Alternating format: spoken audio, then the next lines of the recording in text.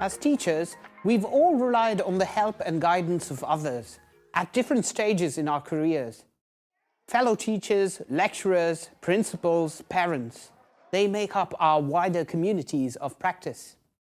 Having worked hard to build up those circles of trust and assistance in virtual and physical spaces, it's important for our own teaching and learning skills, but also for our professional development to make the best use of the supportive networks available to us. You've heard the phrase, out of sight, out of mind, right? It applies to us as teachers too. If we are silent partners in our communities of practice, chances are we'll miss out on informative group discussions, round-robin emails containing amazing new resources, even invites to networking events and conferences. But by being active, outspoken, and visible constituents of our communities, we give ourselves the best chance to benefit from them. Form relationships with teachers in our schools and meet up regularly to build and exchange educational know-how. Engage in Twitter chats using popular learning hashtags and be sure to respond to anyone who tags or private messages. Use pineapple charts to invite teachers into our classroom to observe our practices informally. I try to retweet things that I find inspirational for me, and I try to give a lot of positive feedback of people who have shared their information online. Our school decided to create something called the Bulldog Challenge. We have to go around the school and observe 6 teachers. When we observe those teachers, we have to highlight somebody who share good bulletin boards or a good teaching strategy, or if they use a good technological tool. We posted those pictures in our Twitter. Teachers felt a sense of pride. I also was able to learn from them as well.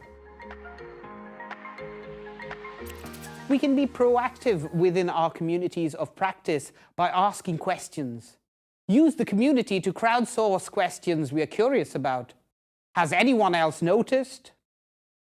How are people handling? What's been your experience with?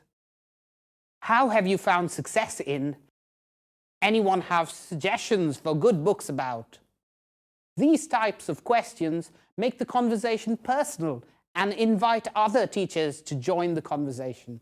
They will talk about what methods worked best for them, what resources they found most useful, and often bring even more teachers into the discussion.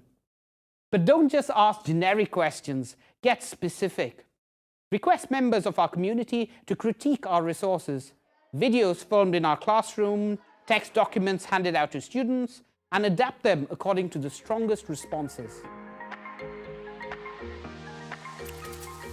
Communities of practice aren't only about asking for help. It's also essential to give back.